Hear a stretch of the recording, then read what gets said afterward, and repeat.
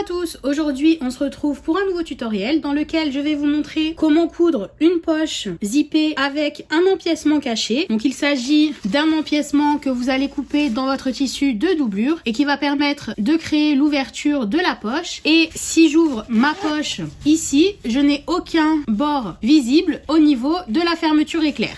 Je vous montre dans ce tutoriel la méthode pour l'ajouter à n'importe quel sac. Il existe bien sûr plusieurs méthodes pour coudre ce type de poche. Je vous montre dans ce tutoriel celle que je préfère utiliser. Et si vous aussi vous souhaitez la réaliser, on se retrouve tout de suite pour le tuto. Pour commencer, je vais prendre la pièce sur laquelle je vais ajouter ma poche zippée. Cette pièce est envers vers moi, donc vous voyez sur l'endroit les couleurs sont plus vives. Et je vais maintenant déterminer la taille de la poche que je veux coudre. Je vais mesurer 5 cm depuis le haut de ma pièce et également 5 cm depuis les côtés. Et je vais tracer 3 petits traits. Donc je vais commencer par celui du haut et faire ceux des côtés par la suite. Je vais le faire avec un stylo effaçable puisque je ne veux pas que ces traits se voient à la fin. C'est simplement pour que vous puissiez visualiser la taille des pièces que vous allez devoir couper par la suite. Une fois que mes lignes sont tracées, donc j'ai la première ligne à 5 cm du haut et mes deux lignes à 5 cm de chaque côté, je vais tracer une deuxième ligne juste en dessous de la ligne horizontale à 1,2 cm.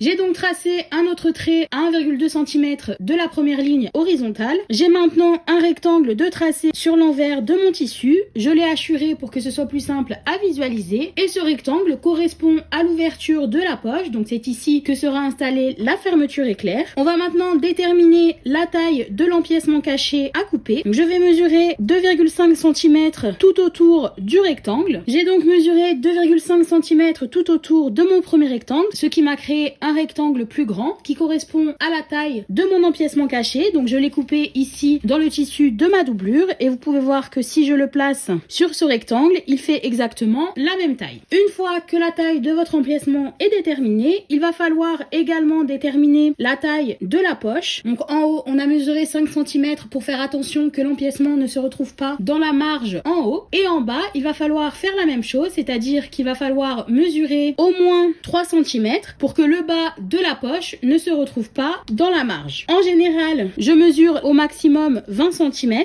et je vais donc mesurer à partir du haut de mon empiècement et faire une ligne. Donc entre le haut ici et la ligne que je viens de tracer, j'ai 20 cm. Je vais prolonger la ligne de l'empiècement et faire la même chose en bas et de l'autre côté afin de créer un nouveau rectangle. Encore une fois, ici je trace les lignes. En général, je mesure simplement avec ma règle afin d'avoir les mesures pour pouvoir couper mes pièces. Une fois que vous avez tracé le rectangle qui correspond à votre poche, on va, pour trouver la taille de la pièce à découper, multiplier par 2 la hauteur de la poche et garder la même largeur que l'empiècement. Donc vous allez vous retrouver avec une pièce comme celle-ci. On va s'en servir pliée, c'est pour ça qu'on multiplie la hauteur par 2. Et si je la place sur mon tissu, vous pouvez voir que quand elle est pliée, elle a exactement la même taille que le rectangle que j'ai tracé. Et donc maintenant que toutes ces pièces sont coupées, on va pouvoir passer à la couture. Donc je récupère mon empiècement, je mets ma poche pour l'instant de côté et je vais me placer sur l'endroit de mon tissu. Donc ici, à travers mon tissu, je vois les traits qui m'ont permis de déterminer la taille de toutes mes pièces. Ça va m'aider à placer mon empiècement puisque je vais le placer centré sur ma pièce. Vous devriez avoir au moins 2,5 cm en haut et 2,5 cm de chaque côté de votre empiècement. Une fois qu'il est placé au bon endroit, donc je l'ai placé endroit contre endroit avec ma doublure, vous pouvez choisir d'utiliser des épingles. Je vais ajouter 2 petits morceaux de scotch que je retirerai par la suite et on va passer à la machine pour coudre tout autour du rectangle qui marque l'ouverture de la poche. Ma machine est sur un point court et je vais donc coudre tout autour de mon rectangle. Je ne commence pas ma couture dans les angles puisque je ne veux pas avoir de point d'arrêt à ce niveau-là.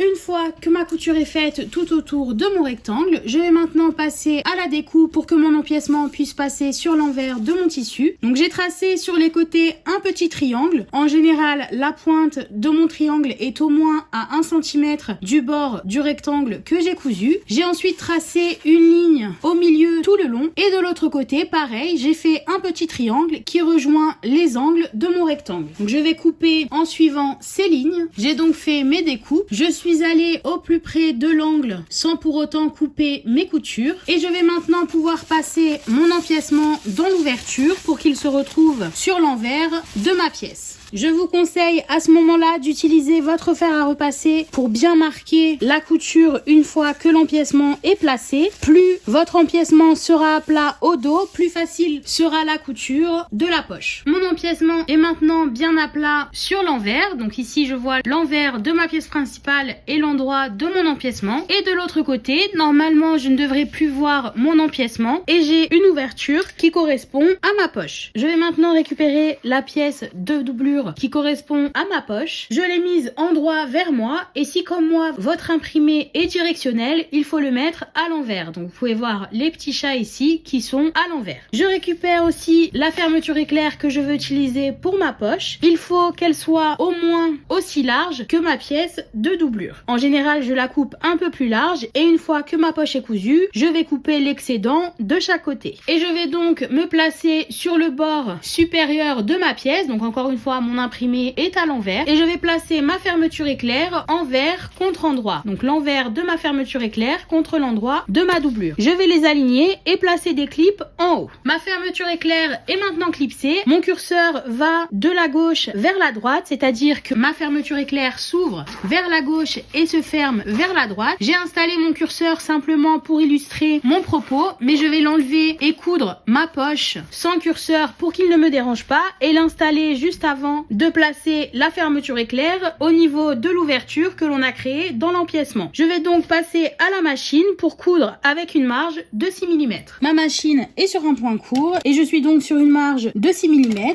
Je n'oublie pas mon point d'arrêt au début. Une fois que ma couture est faite, je vais l'ouvrir et je vais surpiquer sur ma doublure à travers la doublure et la marge que je viens de créer. Cette fois-ci, je me place sur un point long.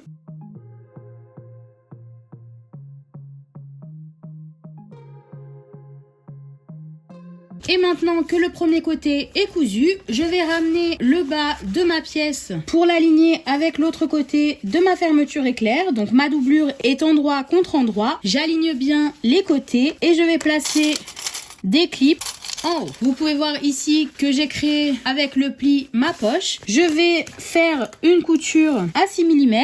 Donc là encore avec un point court.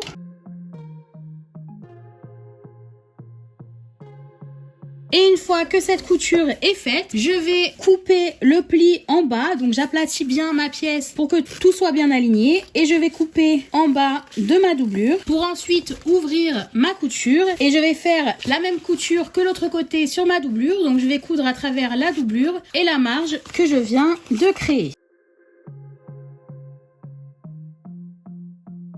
Ma fermeture éclair est maintenant cousue, j'ai installé mon curseur. Si le vôtre était déjà installé, il devrait être dans le même sens que moi. Ici, je suis sur l'envers de mon tissu. Mon imprimé est dans le mauvais sens et ma fermeture éclair se ferme vers la gauche et s'ouvre vers la droite. Donc, je vais centrer mon curseur pour qu'il ne me dérange pas. Et je vais récupérer ma pièce principale de doublure et je vais aligner la fermeture éclair dans l'ouverture que j'ai créée. Je vais centrer ma poche au niveau de l'ouverture et une fois que tout est bien centré, j'ai placé 2 clips en haut. Là encore, vous pouvez utiliser des épingles tout autour si vous le souhaitez. Faites attention à ce que tout soit bien à plat, c'est-à-dire que votre poche soit bien à plat, que l'empiècement soit bien à plat pour ne pas avoir de plis lorsque vous allez coudre. Et on va donc passer à la machine pour coudre tout autour de l'ouverture avec une marge de 3 mm. Cela va permettre d'accrocher la fermeture éclair à ma pièce principale de doublure. Ma machine est sur un point long. Je ne vais pas faire de point d'arrêt puisque je vais faire tout le tour et revenir sur mon point de départ. Mon curseur n'est pas sur mon chemin pour commencer et je fais attention à ce que ma fermeture éclair soit bien centrée dans l'ouverture. Vous pouvez ici utiliser un pied à fermeture éclair si vous le souhaitez. Arrivé au niveau des angles, je pivote et je vais descendre. J'aime bien au niveau des extrémités de ma fermeture éclair faire une petite marche arrière avant de continuer à coudre en dessous. Et donc j'arrive au niveau de mon curseur, donc je le pousse.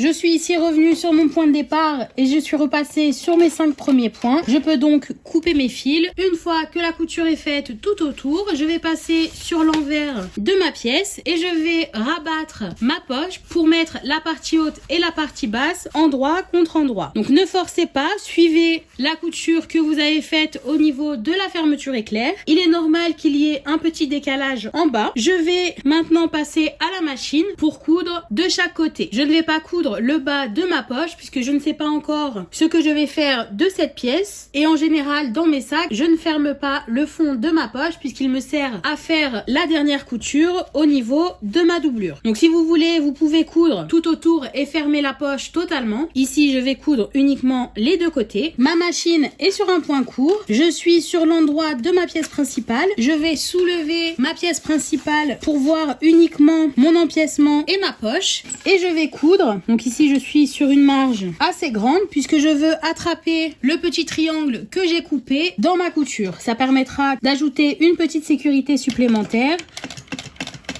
au niveau des angles de la fermeture éclair. Donc ici je suis à peu près sur une marge de 2 cm.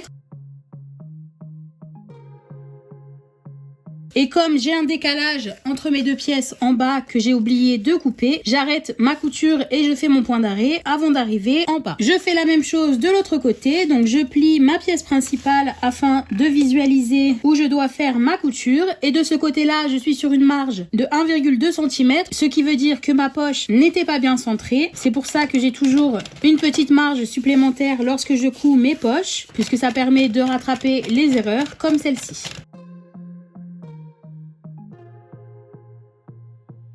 Ma poche est maintenant terminée. Donc sur l'envers, j'ai réduit ma marge pour qu'elle mesure 6 mm tout autour de ma poche. J'ai également coupé l'excédent de tissu en bas et je peux maintenant l'ouvrir et la fermer. Et vous pouvez voir ici que lorsque je l'ouvre, mon imprimé à l'intérieur est à l'endroit. Il est à l'envers de ce côté-là puisque c'est le côté que l'on ne voit pas lorsque l'on ouvre la poche. J'espère que ce tutoriel vous a plu. N'hésitez pas à vous abonner et on se retrouve très vite pour un nouveau tuto. Bonne couture!